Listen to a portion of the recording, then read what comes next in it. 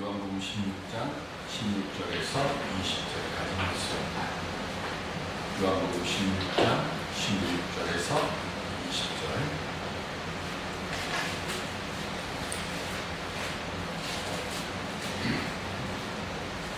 조금 있으면 너희가 나를 보지 못하겠고 또 조금 있으면 나를 보리라 하시니 제자 중에서 서로 말하되 우리에게 말씀하신다.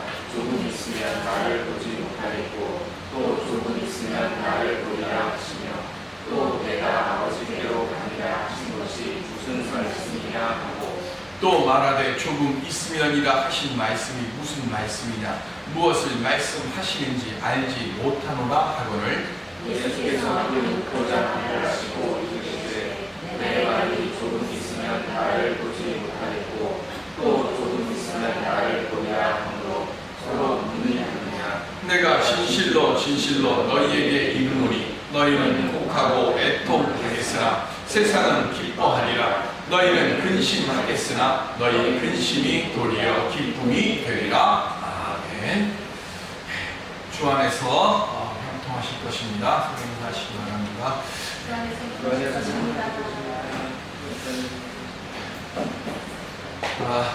아버지의 사업이 부도가 난 가정이 있었습니다. 아버지의 사업이 부도가 나니까 가족 간에 당연히 많이 없어지고 그리고 아이들은 서로 눈치를 보며 지내게 됐죠. 그때 그 아들이 중학교를 다니던 아들이 있었는데 어느 날 무거운 발걸음으로 학교를 갔다가 집으로 돌아오는데 설거지를 하는 어머니 입에서 찬양 소리가 들렸습니다. 수없이 찬송을 들었고 수없이 찬양하는 모습을 봤는데 그날따라 이 찬양 소리 그리고 이 찬송 소리가 이 아들의 마음을 사로잡습니다. 그래서 이 아들이 그냥 그 찬송 소리를 듣는 그 순간 현가에 딱 멈춰 서버렸어요. 무언가 센 것으로 한 방 팍 맞은 것처럼 머리부터 발끝까지 온몸에 전율이 오기 시작합니다. 어릴 때부터 부모님 손을 잡고 교회를 다니기는 했지만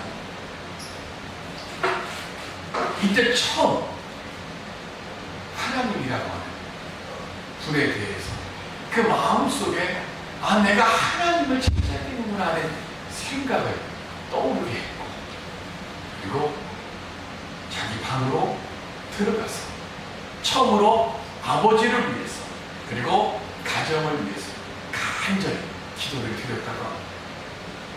하나님, 우리 아버지가 망했습니다. 하나님께서 아버지를 좀 도와주십시오. 아버지를 위해서 기도를 하는데 눈물이 왜 그렇게 많이 쏟아지는지 이 어린아이가 기도를 해봐야 얼마나 했겠습니까? 그 중학교 된 아이가 기도를 그 짧은 시간 기도하고 눈물을 닦고 나오는데 아직도 엄마는 설거지를 하면서 찬송을 부릅니다.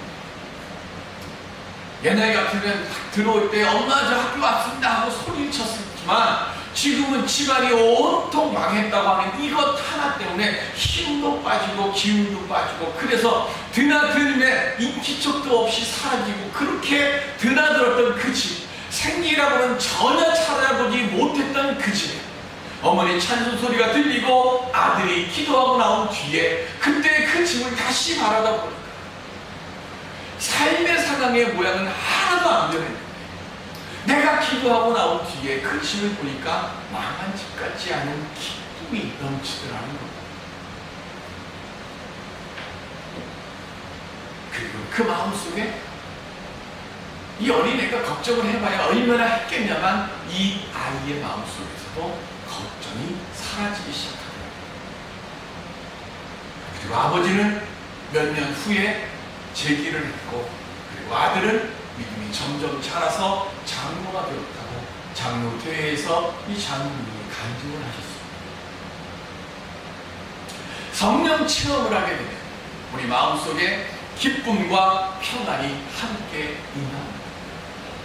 내가 성령의 은혜를 받으면 내 삶이 바뀌는 게 아니라 먼저 내가 변하는 겁니다. 성경을 보고 어느 것을 부어도 내가 성령 은혜 받았다고 그 순간 갑자기 내 삶의 환경이 확 바뀌는 역사 일어나는 건 없어요. 삶의 환경은 그 모양 그대로 있어요. 그런데 그 삶의 환경은 그대로 있는데 먼저 내가 변하게 되고 그 변화된 그 모습을 통해서 내 삶의 환경은 천천히 변화되도록. 그러나 분명한 것은 절대적으로 낙심하고 절대적으로 실망하고 절대적으로 망할 것이라고 생각하는 그곳에서 나는 이대로 끝나지 않고 나는 이대로 망하지 않고 나는 이대로 무너지지 않는다고 하는 확신이 내 안에 들어오고 그 확신을 통해서 내가 일어서니까 나중에는 환경이 나를 따라오더라는 겁니다. 오늘 예배를 통해서 우리 모두 다 세상 그 누구도 내 이 기쁨과 평안을 빼앗기지 않도록 나를 지켜주시는 성령 강림의 은혜를 얻고 돌아갈 수 있는 우리 모두가 되시기를 주님의 이름으로 축원드립니다. 여러분, 우리가 어떻게 하면 그 성령 강림의 은혜를 얻을 수 있을까요? 저는 요한복음 16장에 있는 말씀을 통해서 오늘 함께 그 은혜를 살펴보고자 합니다. 요한복음 16장 하면 무슨 장이라고 얘기를 합니까? 보혜사 성령장이라고 합니다. 예수님께서 십자가를 지실 때와 그리고 하나님께로 돌아가실 때가 가까이 온 것을 알고 제자들에게 실족하지 않도록 하시려고 말씀을 하십니다. 16장에 처음에 시작되는 부분에 2절에 보면 이렇게 얘기를 합니다. 이제 너희들이 곧 있으면 출교를 당할 것이다.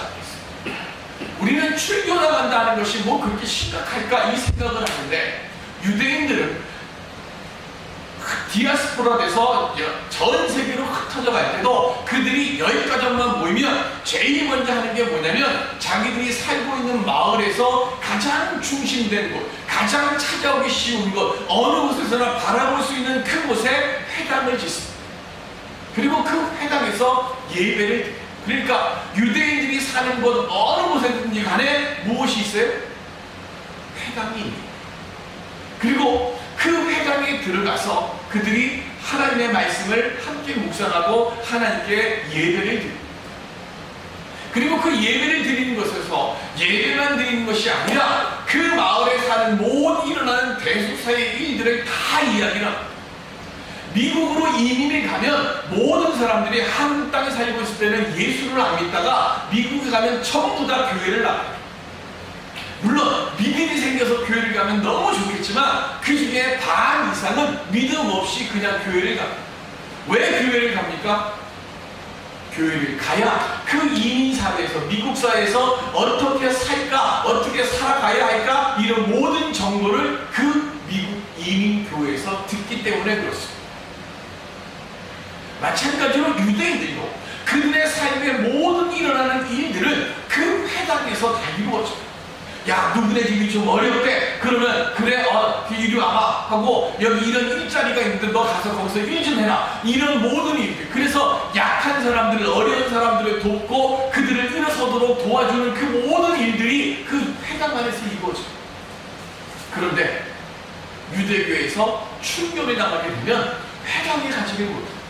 회당에 가지를 못한다는 얘기는 더 이상 유대 공동체 안에서 삶을 살아갈 수 있는 일을 영위에 가지 못한다는 거예요. 그러니까 예수 그리스도께서 붙잡히시는 그 순간 이들이 지금 그때부터 출교를 당해서 유대 공동체 사회에서 살아갈 수 있는 그 근거를 잃어버린다는 거예요. 얼마나 힘들겠어요. 그런데 이것만이 아니라 예수님이 하시는 말씀이 더 나아가서 너희가 죽임을 당할 것이다 라고 말씀을 합니다. 당연히 이 말씀을 듣고 제자들이 근심을 하는데 여기다가 예수님께서 한 가지를 더 말씀하십니다. 이제 내가 곧 있으면 너희를 떠날 것이다. 힘들어도 어려워도 함께 있으면 이 어려움이나 힘겨움을 견뎌할 수 있는데 내가 혼자서 그 짐을 감당하려고 하면 얼마나 어렵습니다. 아무리 어린 아이라도 밤거리를 갈 때 그 아이랑 손잡고 가면 그 아이, 그 아무것도 못하는 그 조그마한 아이 때문에 내가 힘을 얻는 거예요. 그게 인생사예요. 제자들에게 있어서는 절대적이신 분이 예수님께서 이제 내가 곧 있으면 너희를 떠난다고 하시니까 제자들의 마음에 얼마나 더 큰 근심이 있어요. 근데 예수님께서 떠나셔야만 되는 이유를 말씀합니다. 내가 떠나야 보혜사 성령이 너에게 오기 때문에 그렇다라고 했습니다. 보혜사 성령이 임하시면 예수께서 육신으로 함께 계신 것과 같고, 아니 더 큰 역사를 행하실 것이라고 지금 말씀하고 있습니다. 그런데 제자들은 지금 이 예수님의 말씀을 이해하지를 못합니다. 왜 이해하지를 못할까요? 지금 하시는 이 예수님의 말씀은 성령 체험을 해야만 이해될 수 있는 말이기 때문에 그렇습니다. 성경을 보실까요? 사도행전 19장 2절 시작. 이르되 너희가 믿을 때에 성령을 받았느냐? 이르되 아니라 우리는 성령이 계심도 듣지 못하였노라. 아멘. 바울이 에베소에 갔는데 그 에베소에서 제자들을 만났습니다. 그런데 그 제자들의 얼굴을 보니까 믿음의 모양은 있는데 이게 지금 없어요. 이게 없어서 지금 바울이 묻는 겁니다. 이 에베소에 지금 아볼로로가 하는 분이 와서 이곳에서 하나님의 말씀을 전하고 하나님의 말씀을 가르치고, 그래서 그들로 하여금 세례도 줬어요. 그런데 이 아볼로가 준 세례는 세례 요한의 세례만 줬어요. 세례 요한의 세례가 뭡니까? 자, 세례 요한이 제일 먼저 행했던 말씀이 뭡니까? 회개하라. 예수님이 제일 먼저 하신 말씀이 뭐예요? 세례 요한은 회개하라. 예수님은 회개하라, 천국이 가까이 왔다. 세례 요한과 예수님의 차이가 뭐예요? 똑같이 회개하라는 말씀은 똑같이 했어요. 세례 요한이 회개하라는 말씀만 한 이유가 뭡니까? 내가 해야 할 일은 뭐예요? 회개해서 너희들의 죄를 씻어주고 너희들의 마음속에 뭐예요? 내 뒤에 오실 자를 맞이할 수 있는 마음의 그릇을 준비시키는 일하는 것만이 내가 하는 일이다. 그래서 뭐예요? 회개하라, 이 말씀만 했어요. 근데 예수님은요, 이제는 내가 너희들의 마음속에, 우리들의 마음속에 뭘 주시려고? 하나님의 나라를 주셔야 되는 거예요. 그래서 뭐예요? 회개하라, 천국이 가까이 왔느니라 말씀하시는 거예요. 그러니까 세례 요한은 뭡니까? 하나님을 맞이, 예수 그리스도를 맞이, 죄 씻음, 내 마음을 씻는 회개만 지금 말씀해요. 우리 여성분들 하루 종일 일하고 나서 집에 들어와가지고 클리닝으로 하고 얼굴을 물로 씻잖아요. 그리고 바로 잠을 잡니까? 아니면 잠자기 전에 씻고 난 뒤에 거기다 뭘 바르고 잡니까? 아마 이제는 우리 다은이 또 그냥 잠자면 그 다음날 아침에 일어나면 얼굴이 조금 땡긴다는 소리를 할 겁니다. 닦아내고 나면 그 다음에 그 위에 무언가를 입혀야 돼요. 그래야 이 얼굴이 그걸 지켜가고 유지해가죠. 회개했습니다. 죄 씻음을 받았습니다. 그럼 내 안에 무언가 든 거예요.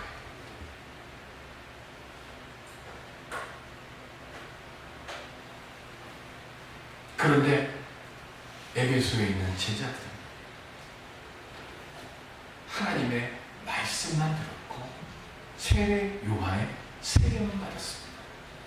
그래서 사도 바울이 어떻게 합니까? 예수 그리스도의 이름으로 세례를 주고 성령 임재의 역사를 행하였습니다. 바울이 에베소 교회의 제자들의 얼굴을 보고 왜 성령 임재를 물었을까요? 오늘 본문 20절에 보면 내가 진실로 진실로 너희에게 이르노니 너희는 곡하고 애통하겠으나 세상은 기뻐하리라. 너희는 근심하겠으나 너희 근심이 도리어 기쁨이 되리라. 핍박과 환난이 오더라도 성령과 함께하며 그 길이 내가 가야 할 길이라면 감당할 수 있는 힘을 주시고 기쁨을 주시기 때문에 내가 환난 속에서도 기뻐할 수 있고, 그래서 그 기쁨이 내 삶의 얼굴에 나타납니다. 에베소 교회의 제자들의 얼굴에는 지금 이 기쁨이 없었습니다. 그 사도 바울이 그들에게 묻는 것, 너희가 세례를 받고 성령 임재를 체험했느냐라고 묻었어요. 삶의 환경은 연약하고 그리고 괴로울지라도 성령께서 그것을 이기도록 도와주심을 믿는 그 믿음으로 오늘 우리가 살아나갈 때, 지금은 고통받고 있다고 하더라도 성령 안에서 내 마음을 지켜서 꿈과 소망으로 바라볼 때, 오늘 찬송했던 것처럼 내 눈에는 아무것도 안 보이고 내 귀에는 아무것도 안 들리고 내 손에는 아무것도 안 잡혀 있다 할지라도 하나님께서 넉넉한 은혜를 베풀어 주심을 알기에 우리는 성령 임재를 경험했다고 하면 주 안에서 기뻐하는 믿음을 가지고 우리의 삶을 살아가야 될 줄로 믿습니다. 그런데 이 하나님의 은혜를, 성령 임재 체험을 경험하지 못한 사람은 어떻습니까? 입에서 불평과 원망이 그치지 않습니다. 이사야서 6장 5절에 보시면 시작, 그때 내가 말하되 화로다 나여 망하게 되었도다. 나는 입술이 부정한 사람이요 나는 입술이 부정한 백성 중에 거주하면서 만군의 여호와이신 왕을 배웠음이로다 하였더라. 아멘. 이사야 선지자가 하나님을 만났어요. 그런데 하나님을 만나자마자 이사야 선지자가 제일 두려워하는 것, 제일 먼저 두려워하는 것이 뭡니까? 내 입술로 함부로 말했던 겁니다. 하나님이 계신다고 했는데 세상 사람들과 같이 살면서 부정한 말하고 그리고 불평의 말들을 하는 그 세상 속에서 살면서 자기도 모르게 부정한 말을 하고 불평의 말을 하고 원망의 말을 하고 하나님이 안 계신 것처럼 그렇게 말하고 살았어요. 하나님을 만나기 전에는 그것이 잘못된 줄을 몰랐어요. 그런데 하나님을 만나는 그 순간 이사야 선지자가 제일 먼저 깨달은 것이 뭐예요? 와우! 내가 하나님을 사모하고 내가 하나님의 은혜를 사모한다고 하면서 내가 입술로 범죄하는 제일 먼저 부정한 말을 행한 내 모습을 회개하며 돌이켜보며 고백합니다. 그때 하나님께서 어떻게 하십니까? 한 스납을 보내서 제단 숯불을 가져다가 이사야 선지자의 입술에 대요. 이제 네가 정케 되었다. 그리고는 주의 일을 고난 중에 감당해 나갑니다. 이사야 선지자가 주의 일을 행하면서 자기 백성들의 모습을 보는데 너무 안타까운 거예요. 그래서 이사야서 32장 11절로 12절에 이렇게 말씀하십니다. 시작, 너희 안일한 여자들아 떨지어다. 너희 염려 없는 자들아 당황할지어다. 옷을 벗어 몸을 드러내고 배로 허리를 동일지어다. 그들은 좋은 밭으로 인하여 열매 많은 포도나무로 인하여 가슴을 치게 될 것입니다. 아멘. 13절에 보면 그 좋은 밭에 뭐가 나오냐? 가시가 나와요. 덩쿨이 나와요. 그래서 그 포도밭에서 그 좋은 곳에서 아무것도 얻지 못하는 일을 임하게 된다고 했어요. 하나님의 영이 없이 사는 사람들의 모습이 이와 같다는 거예요. 겉으로 보기에는 풍요롭고 화려하지만 하나님의 영이 떠날 경우에는 아무리 아름답고 풍요로워도 결국은 그 나머지 인생이 뭐가 됩니까? 가죽만 남는 인생이 되고 만다는 겁니다. 아무리 내 힘으로 내 능력을 자랑하기 위해서 화려하고 웅장하게 건설을 해도 하나님의 돌보심이 없으면 모두 다 가시와 찔레가 나는 땅으로 바뀐 것을 말씀하고 있습니다. 하나님을 경험하지 못했습니까?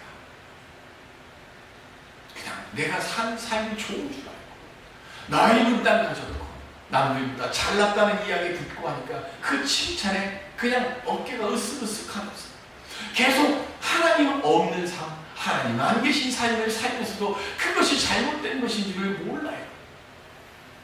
결국 그들의 마침이 가시와 찔레가 나는 땅 속에서 마침을 보니까 이사야 선지가 너무 안타까워서 지금 그 말씀을 해요. 그러면 32장 15절에 보시면 시작. 마침내 위에서부터 영을 우리에게 부어 주시리니 광야가 아름다운 밭이 되며 아름다운 밭을 숲으로 여기게 되리라. 아멘. 하나님의 영이 그런데 임하시면 광야가 밭이 되고 밭은 풍요의 숲으로 변하게 되어진다고 말씀하고 있습니다. 성령의 임재를 받은 사람들, 기쁨의 삶이 되어져야 합니다. 성령의 9가지 열매 중에 기쁨이 그 한 열매입니다. 기쁨은 우리가 기억해야 할 것은 행복은 왔다 갔다 합니다. 행복하냐고 물을 때 내가 행복한 상태에 있으면 행복하다고 해요. 세 끼를 굶다가 밥을 먹으면 뭐예요? 행복하죠. 행복은 좋은 것은 환경에 따라서 왔다 갔다. 그런데 기쁨은 성령의 역사를 통해서 우리에게 주어지는 것. 기쁨은 내가 기쁘다 아무리 말을 해도요, 그렇게 기뻐지는 게 아닙니다. 기쁨은 하나님께서 우리에게 선물로 우리 속에 심어주신 거예요. 요한복음 16장 22절에 보시면 시작. 지금은 너희가 근심하나 내가 다시 너희를 보리니 너희 마음이 기쁠 것이요 너희 기쁨을 빼앗을 자가 없으리라. 아멘. 지금 당하는 고난이 때로는 너무 오래 걸린다고 느껴질 때가 고난이 너무 강해서 하나님 나 이거 못 견딜 것 같습니다. 그렇게 생각할지라도 만약 주님이 우리 곁에 오셔서 이렇게 말씀해 주십니다. 조금만 기다려라. 조금만 버텨라. 그러면 내가 너와 함께하므로 반드시 좋은 일이 생기고 지금의 슬픔이 기쁨으로 바뀔 것이다. 오늘 내게 지금도 이렇게 말씀하시는 성령의 음성을 듣는 임재 체험의 신령들이 되실 수 있기를 주님의 이름으로 축원드립니다. 어떤 분이 신학교를 졸업을 하고 군대를 학사단위로 갔습니다. 군 장교로 생활을 하는데 주위에 있는 모든 사람들이 야 너는 완전 군대 체질이야. 누구보다도 열심히 상관들 잘 모시고 정말로 영원히 군대 생활을 할 것처럼 그렇게 열심히 군대 생활을 했어요. 할 거 안 할 거, 갈 때 안 갈 때 정말 다 갔어. 상관 자기 주위가 모시고 그런 뭐 한 곳에 다 가봤어. 그런데 뜻하지 않은 일로 군대 생활을 더 이상 할 수 없어서 이제 제대를 하게 됐습니다. 제대를 하고 난 뒤에 주변에 있는 사람들이 말합니다. 아이고 너 영원히 군대 있을 줄 알았는데 제대를 했네. 그럼 어떻게 이제 목회를 해야지. 근데 이분의 마음속에 자기가 군대 생활 몇 년 하는 동안에 너무 호랑방탕하게 살아가지고 내가 목회한다고 그러면 그때 만났던 모든 사람들이 자기를 보고 손가락질하고 웃을 것 같아요. 그 도저히 자기는 목회를 못할 것 같아서 목회를 안 하고 다른 일을 해보려고 다른 일들을 막 찾고 있는 거예요. 어릴 때부터 이분을 잘 알았던 목사님께서 하루는 이분에게 전화를 했습니다. 우리 교회에 전도사가 필요하니까 자네 아무 소리 하지 말고 일로 와서 전도사 하게. 아버님처럼 여기며 살아왔던 목사님의 말씀이니까 사실은요 제가 이래서 저 목회 못합니다 이 말씀을 드려야 되는데 목에서 나오지는 않는 거예요. 그래서 할 수 없이 그냥 그 목사님 부르시면 예 하고 가가지고 전도 생활을 하는 거예요. 전도 생활을 하면 할수록 군대에서 있었던 그 일들이 자꾸 내 가슴을 찌르는 거예요. 그러니까 자기 마음속에 뭐합니까? 내가 이렇게 죄스럽게 살았는데 내가 이렇게 허랑방탕하게 살았는데 내가 이렇게 잘못하고 살았는데 내가 지금 가가지고 무슨 자격으로 주의 말씀을 전하고 내가 지금 무슨 자격으로 이 스스로 마음을 찔러. 너무 힘들고 너무 괴로워서 하루는 하나님께 기도를 드린다. 하나님 너무 힘듭니다. 저 어떻게 하면 됩니까? 그렇게 하나님 앞에 기도하고 또 기도하는데 저 마음속 깊은 곳에서 이런 음성이 들리더랍니다. 나 없이 지내는 삶이 얼마나 비참한 것인지 이제는 알겠느냐. 이제 깨달았으면 되었다.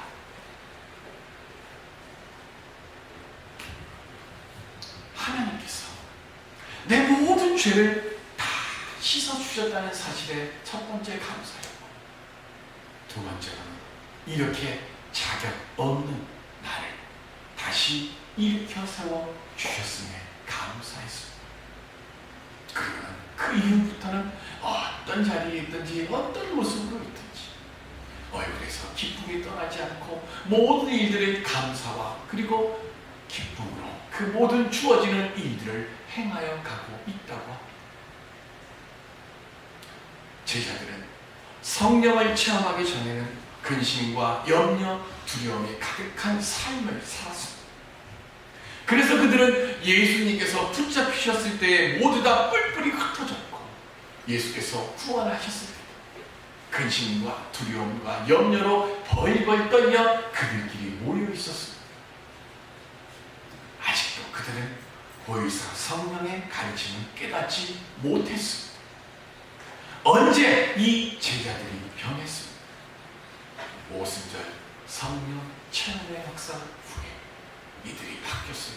어떻게 바뀌었습니까? 사도행전 5장 41절에 보시면 시작. 사도들은 그 이름을 위하여 능력받는 일에 합당한 자로 여기심을 기뻐하면서 공회 앞을 떠나니라.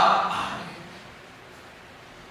성령 강림 전에는 능력 받을까봐 두려워했고 불안해했고 근심했고 염려해서 벌벌 떨었어요. 그런데 성령 강림의 임재함의 은혜를 받은 뒤에 능력 받는 일들조차도 기쁨으로 여기는 심령으로 변하였습니다. 왜냐하면 성령께서 주시는 기쁨은 아무도 이 세상에 그 누구도 뺏을 수 없기 때문에 그렇습니다. 이 시간 내 안에서 나와 함께 하시는 성령님의 음성을 들을 수 있는 우리 모두가 되시기를 바랍니다. 그리고 모든 어려움 속에서 기쁨과 평안의 사람이 되어 모든 고난과 어려움 그리고 육신의 질병을 성령의 도우심으로 이겨나갈 수 있는 우리 모두가 되시기를 바랍니다. 우리가 그렇게 믿음으로 믿고 주 안에서 살아가고자 할 때, 주님을 만날 때 임재하셨던 그 보혜사 성령의 돌보심의 역사, 우리의 근심과 우리의 두려움과 우리의 걱정과 우리의 염려와 우리의 아픔과 우리의 고난의 자리에서 우리를 지켜주시고 기쁨과 승리와 복의 자리로 우리를 옮겨주실 줄로 믿습니다. 이 은혜의 복된 삶의 역사를 만들어갈 수 있는 우리 모두가 되시기를 주님의 이름으로 축원드립니다. 기도하겠습니다.